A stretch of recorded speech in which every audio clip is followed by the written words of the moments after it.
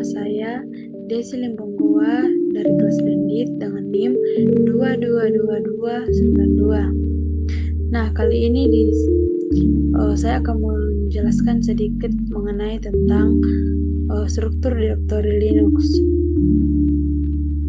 Kita masuk dalam struktur direktori Linux.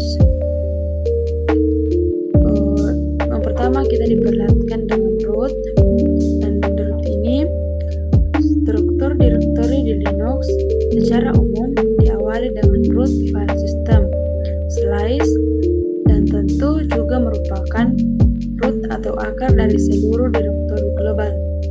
Partisi di mana dilakukan slice atau root system akan menjadi direktori sistem atau partisi pokok. Kemudian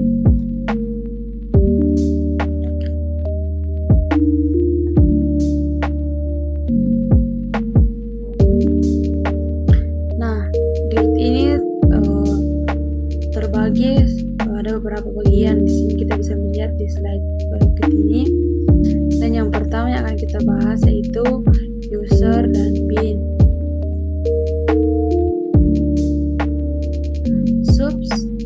Sebuah sub hierarki dari root file system disimpan di dalam slash user. Di dalam slash user tersimpan aplikasi dan utility yang spesifik dengan user. Jika kita melihat ke dalam direktori atau user, maka kita juga akan menemukan direktori yang mirip dengan di slice yaitu bin. Bin dan dip hanya saja aplikasi dan library yang terletak.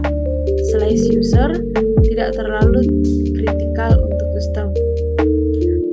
Untuk istilah mudahnya, slice user merupakan tempat di mana user menginstal aplikasi sendiri yang bukan official dari distro.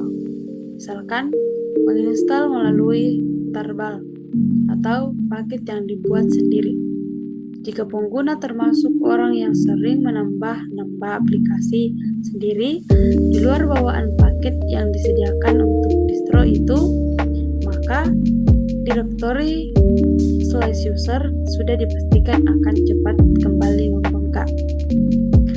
Kemudian bin berisi file-file binary atau aplikasi yang lebih umum dan dapat digunakan oleh semua user. Untuk memudahkan mengingat, direktori ini dianggap kependekan dari binary. Kemudian kita masuk dalam empty dan bin. Pada Linux yang masih umum menggunakan kernel 2.4.x untuk tempat mengumpulkan mount point berada di /empty. Dikarenakan pada sistem berbasis kernel 2.6.x sudah menggunakan /media, maka /empty ini umumnya kosong. Garis miring MNN bisa juga dijadikan mount point pada saat sistem rescue atau troubleshooting. Untuk memudahkan mengingat, direktori ini dianggap kependekan dari mount. Bin berisi file-file biner yang esensinya untuk sistem dan mengendalikan sistem. File-file biner atau bisa dianggap aplikasi sistem ini jika dioperasikan secara tidak tepat bisa berpotensi merusak. Untuk memudahkan mengingat, direktori ini dianggap kependekan dari super binary ya.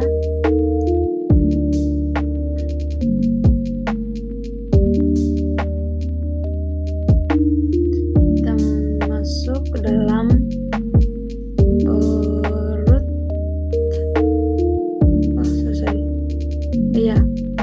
Kita masuk ke dalam root. Bagian dari root itu adalah boot. Direktori boot tersimpan file boot, folder, diantaranya grup atau lilo. Karena kernel ini terdiri dan sistem map juga terletak di dalam garis miring boot. Jika sistem yang digunakan menggunakan partisi LVM ataupun partisi dalam jaringan, maka ada baiknya dibuatkan partisi kecil tersendiri untuk meletakkan garis miring boot di hard disk dengan file sistem konvensional. Garis miring boot ini umumnya sangat jarang sekali berubah isinya, kecuali memang kita sering bermain-main dengan kernel.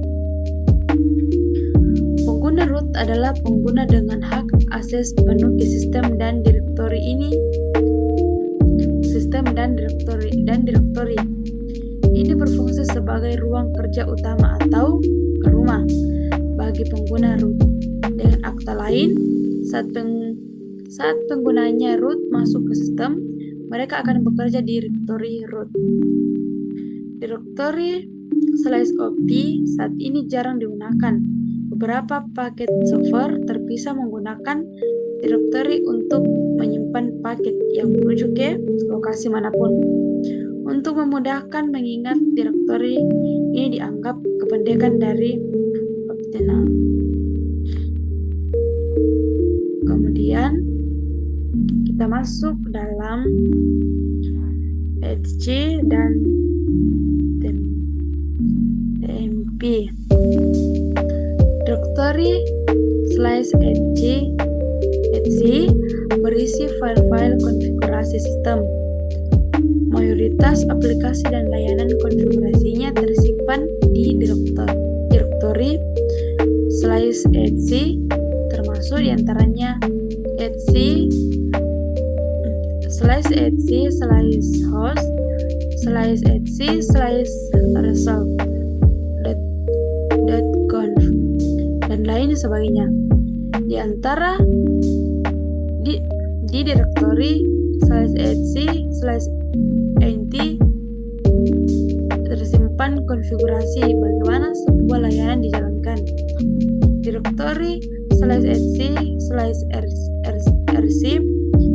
tersimpan konfigurasi untuk menentukan service yang dijalankan untuk tiap-tiap unit.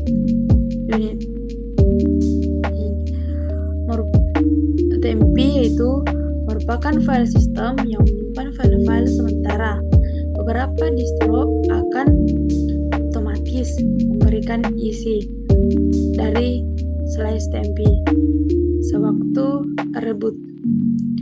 Direktori /TMP memiliki mode yang sangat terbuka sehingga mudah untuk ditulis oleh siapa saja. Di dalam /var/TMP juga digunakan sebagai penyimpanan file-file sementara.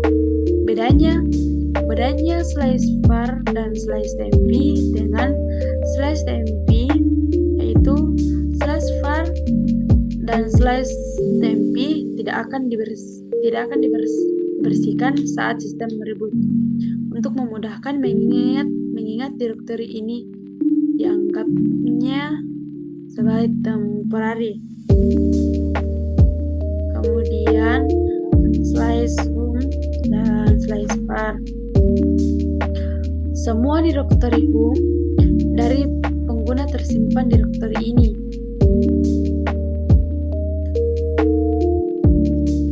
Dengan nama user masing-masing.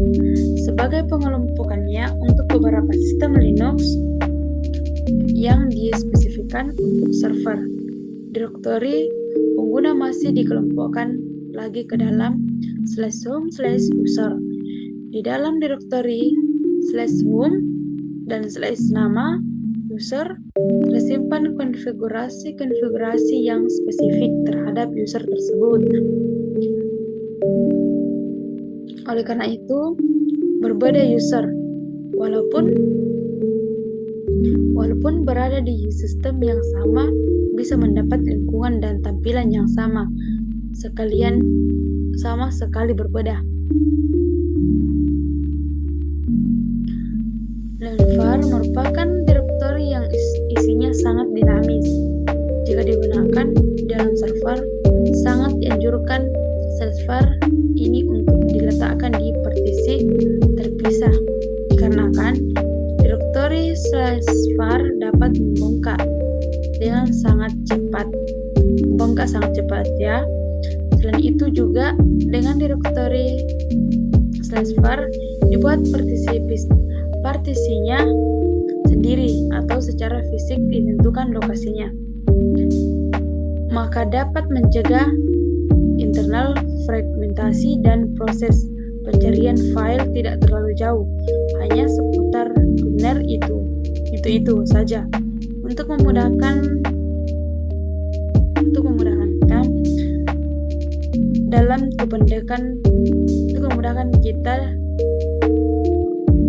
kependekan dari variatif. Sekian presentasi saya. Terima kasih banyak atas perhatiannya dan semoga ini bisa membantu kita semua. Assalamualaikum warahmatullahi wabarakatuh dan terima kasih.